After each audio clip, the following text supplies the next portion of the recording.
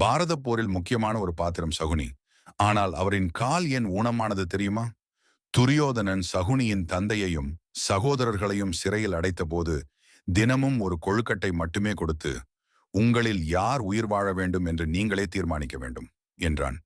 இந்த மோசமான சூழ்நிலையை எதிர்கொண்டு சகுனியின் குடும்பம் ஒருமித்தது. சகுனி ஒருவரே துரியோதனனை வீழ்த்த முடியும் என்று முடிவு செய்த அவர்கள் தங்கள் உணவை சகுனிக்கே கொடுத்தனர்.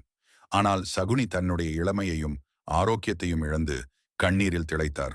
அப்போது சகுனியின் தந்தை ஒரு அதிர்ச்சி முடிவு செய்தார். அவர் சகுனியின் கையை பிடித்து, துரியோதனனை நீ எப்போதும் பழிவாங்க வேண்டும் என்று கூறி அவரது கால் ஒன்றை உடைத்தார். இதன் மூலம் துரியோதனனை பழிவாங்க வேண்டும் என்பதற்கான வலியை சகுனியின் உடலில் நிறைய வைக்க அவர் நினைத்தார். அந்த உடல் வலியும் மனவலியும் சகுனியை கபடக்காரராக மாற்றியது. இது போன்ற தகவல்களுக்கு நம் சேனலை சப்ஸ்கிரைப் செய்யுங்கள்.